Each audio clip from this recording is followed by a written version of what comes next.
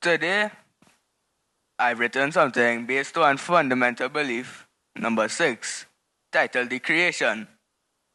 So, here's what I want you to do. I want you to look up sometime in the night sky, far away from city lights, next time you go Mayaro or Pinal or something, and try to count how much stars there are until you lose track. Now remember, every single one of them God spoke into existence. Not slowly, not by accident, on purpose, and with words. That's where our fundamental belief on creation begins. The Bible tells us that He created the heaven and the earth and everything in them in 6 literal days, and rested on the 7th day, which was establishing the very first week. So today I want to walk you through 3 things what the scripture says God did, what it means for us, and why it still matters for us right now. So number 1, God created deliberately, not by accident. In Genesis chapter 1, 6 times we read the same pattern. Let there be light, and there was light. This wasn't just a random process.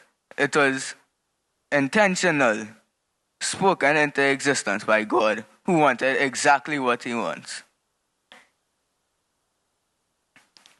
Humanity was the crowning act of creation. In Genesis 1 verse 27 tells us that God created humanity in His own image, male and female. Out of everything, God only made people in His image. Not the mountains, not the oceans, not even the angel got that description. That alone tells us something about how much we matter to Him. Creation gives us a reason to rest. Exodus 28, verses 8 to 11, roots the Sabbath commandment directly in creation. Because God rested on the 7th day, He calls us to rest on it too. The Sabbath isn't just a random rule, it's a reminder of where and whose we are. You don't have to be struggling with big questions about the universe to feel like this. Anyone here has ever wondered, does my life actually mean anything? Creation answers that before you even finish asking. You were made for a purpose, and it's not just my story, it's God's story for you. Whenever I take out the trash with my brother, sometimes I look up into the sky and try to figure out which planets are which. And there was a time that I thought about the size of the universe and felt small, like I didn't matter. But this all changed when I was learning Genesis, which says humanity was made in God's own image. And that changed that for me. It was very good, he said.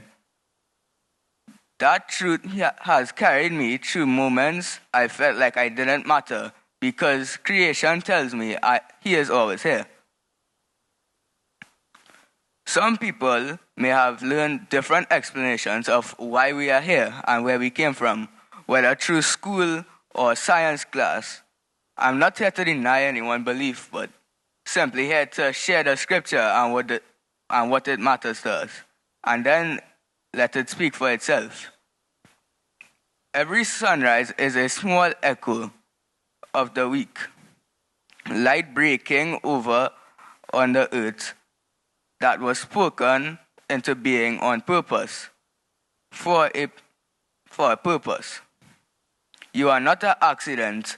You were not a mistake. You were made intentionally, carefully, and crafted by the hand of God.